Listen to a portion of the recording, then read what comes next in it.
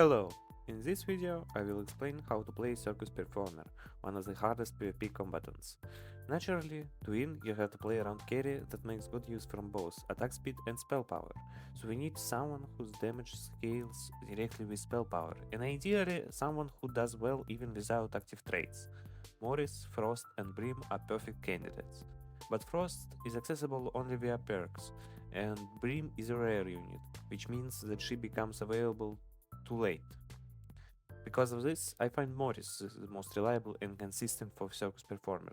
Now, let's talk about the gameplay. Circus Performer is one of the few characters who mostly don't care about his starting units, since they will most likely be replaced after one, maximum 2 fights. But items are important.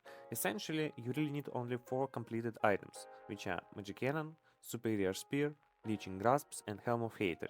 So it is 3 gloves, 2 scythes, 1 sword, 1 staff and 1 buckler. Keep an eye on those when choosing your start. In early and middle stages of the game, focus on maximizing trait stacks, which is the hardest aspect of this character. You should have at least 2 new traits every round. I'd suggest investing every single round after the first one. Since you're constantly replacing your units, you usually don't have enough time to tier up them. So it is almost pointless to waste resources on attempts to do that. Also, I'd recommend buying all unique units and keeping free rerolls for later use when you'll have more stars to spare. Ideally, this should form a kind of unit skill, so when you place one set of units to activate new traits, you have the next set prepared. If you activated both traits of a unit, sell it immediately to make room for new ones. If you activated only one trait of a unit, try to activate the second one, but don't dwell on it. Sell it if you need stars or space for a more promising candidate. Same goes for traits that require 3 units to activate. Do it if you can, but don't force it. It is completely fine to lose early on, since in the first fights tiers matter a lot, but all your units will most likely be tier 1, and performer bonus is not that strong yet. In the shop, you should prioritize getting core items for Morris. Magic Cannon for additional damage that scales with spell power, Superior Spear for applying skills on hit damage and Magic Cannon stacks on 2 targets at the same time, and Leeching Grasps for sustain.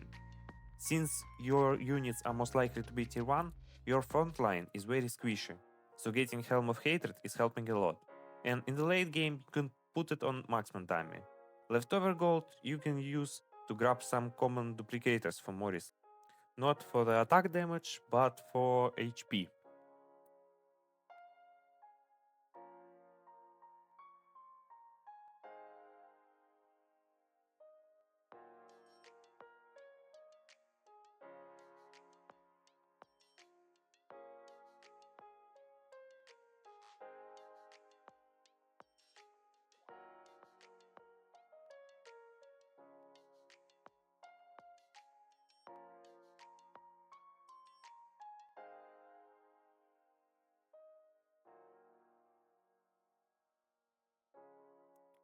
I think the best time to permanently add Morris is when you upgrade your army size for the first time. Usually it happens on the 4th round. Don't hesitate to use Clover to get him, since it is a big power spike. However, if you decide to add him earlier, it'll become much harder to get stacks, which makes scaling to late game very tough.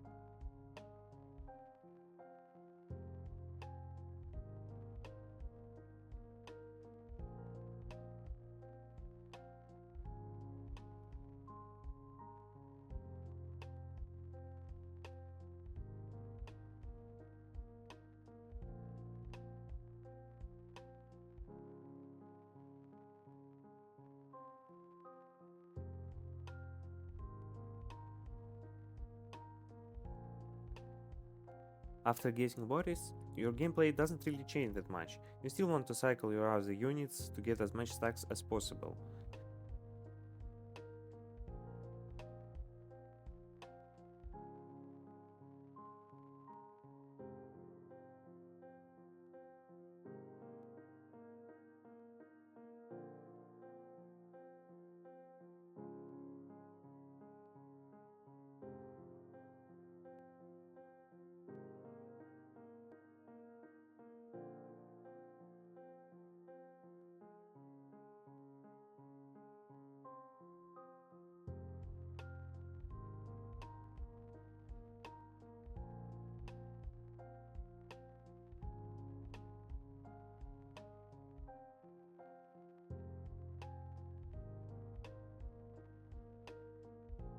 Get your second army size upgrade as soon as you have enough stars. Regarding rarity upgrades, I prefer staying on commons until the moment I have enough star points to go straight to rares, around 7th or 8th round. This way, you'll have higher chances of increasing Morris's tier.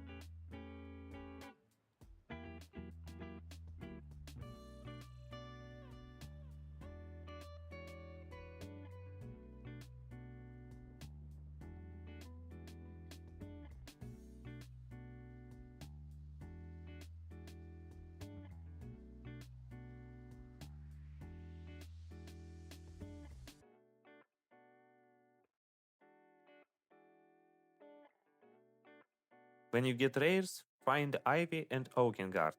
You can use clovers for it. Ivy gives a huge boost to survivability with her shield being increased by performer stacks, and Oakengard is here to cleanse crowd control on Morris. Also, it activates Trifolk 1.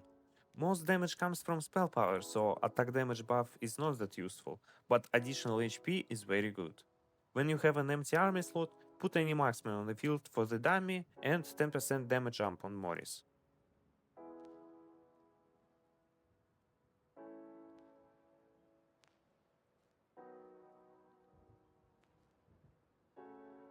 When you have around 50 Circus Performer stacks, you should stop focusing on getting more and start improving your comp directly. Maybe getting some team-wide bonuses like Reptile, Healer, Brawler, maybe go for Trifolk 2 or Marksman 2. Anything would be useful with 50 additional attack speed and spell power.